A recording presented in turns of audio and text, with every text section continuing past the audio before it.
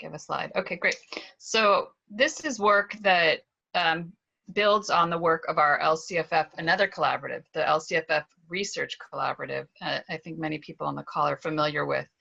And we did case studies of 27 districts over the past 4 years, including many interviews and whatnot. And it involved Julie Coppich, Dan Humphreys, Jennifer O'Day, Magali Labadens, David Plank, who's on this call, as well as many, many students. So there are a series of reports that build on that work. And I'm just going to present today on the stakeholder engagement work, where we really try to, in some ways, go deep on the case studies. We also brought in a survey that we did of superintendents, a statewide representative sample of superintendents that gets reported in our Getting Down to Facts paper, and then also public opinion poll data that we've done through PACE and USC Rossier. And overall, when we were looking at the stakeholder engagement component of LCFF, what we found was what we're saying is sort of alignment with the letter of the law, but not necessarily the spirit of it, and particularly the spirit of democratic engagement. So we see really strong support for the equity goals of the policy, and in particular, the requirement to engage stakeholders. So 94% of superintendents agree that students with greater needs should receive additional services, right? Clear support for the equity goals. More than 3/4 of these superintendents agree that requiring parent and community involvement in LCFF will ensure that district goals and strategies align with local needs, that it would give historically underrepresented students and families new opportunities to influence district decisions. So very strong support, very consistent. We also see that districts were making good faith efforts to meet these requirements over the years.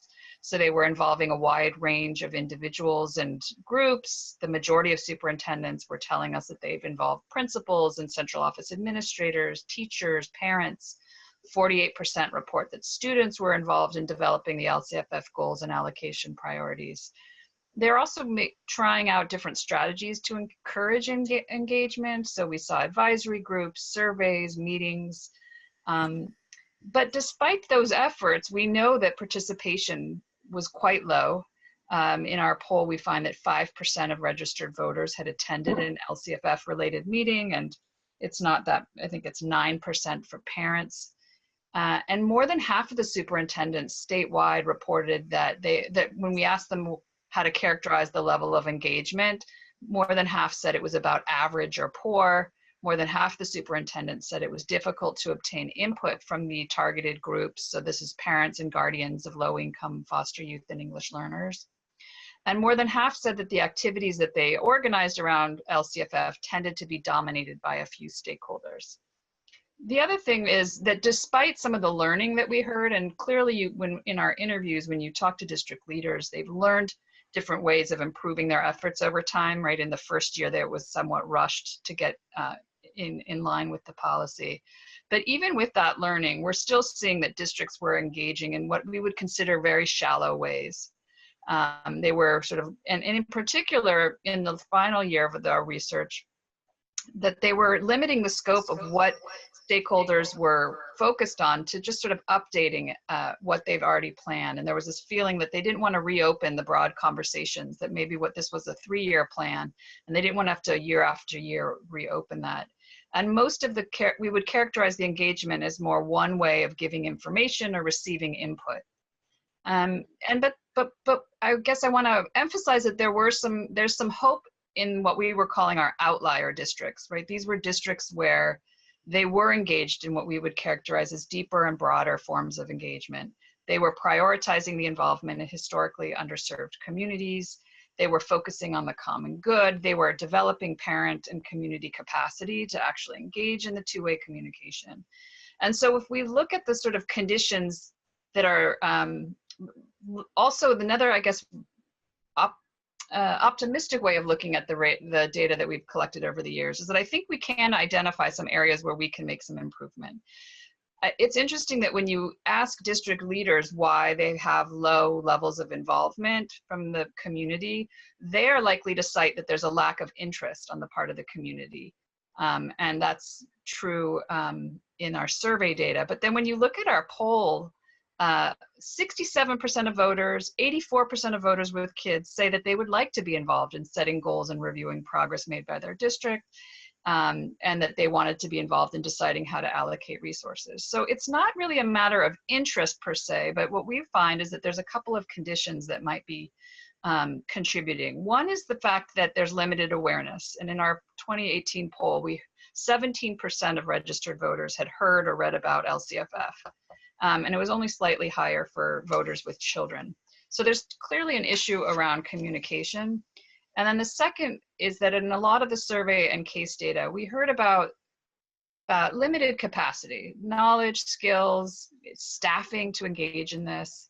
And a lot of the outlier districts that engaged in deep or broader forms actually had partnerships. So we would find that these partners helped them bolster this capacity, right? So they would help them reach out to non-traditional stakeholders, helped them increase turnout at meetings or get higher response rates on their surveys, or they worked to educate parents and students to help them understand and question the data, understand budgets. They even helped facilitate meetings in ways that might quiet down those kind of loud voices and make sure everyone's voices were heard. And finally, some of these organizations were working really hard to ensure that there were culturally responsive strategies being used and some recognition of where the backgrounds of the community members and how to engage them.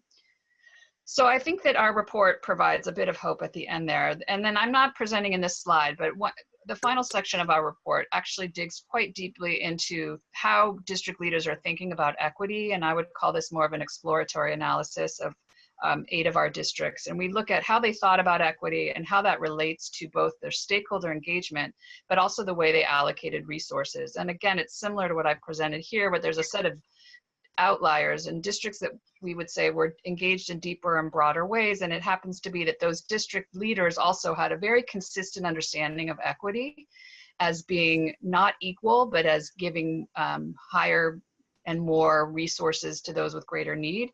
And they had evidence of strategic targeting of funds to those high need student groups or schools. And that contrasted very much with other districts where they might not have had such a sharp understanding of equity or vague or even competing notions of what equity meant. And in those districts, we see them actually giving out the funds quite evenly across the district, and also not necessarily achieving kind of the broader, deeper forms of engagement. So there's some interesting other data here that I would say is equity relevant in the final section of our long report. And I also know that there were some questions from this group about the nature of students in all of this and how their voices were recognized. And I guess I would say our research shows that over the years, there has been greater attention to involving students. We heard from a lot of leaders in the later years who said that early on they did involve students, but they were recognizing that the students that would participate weren't actually the students in the high needs LCFF targeted groups, right? So these were sort of kids in the government classes and who were very involved, but they'd been working hard to try and find better representation of the targeted students. And our surveys say that almost half of the superintendents have involved students. And we have examples in the report of districts that really tried to expand student engagement. Some created an actual student advisory committee for LCFF. One had, a lot of them were doing targeted focus groups with the student groups. So moving beyond just the survey or the kind of student government kind of meeting. So there's definitely some of that evidence in our report for the folks who were interested in that.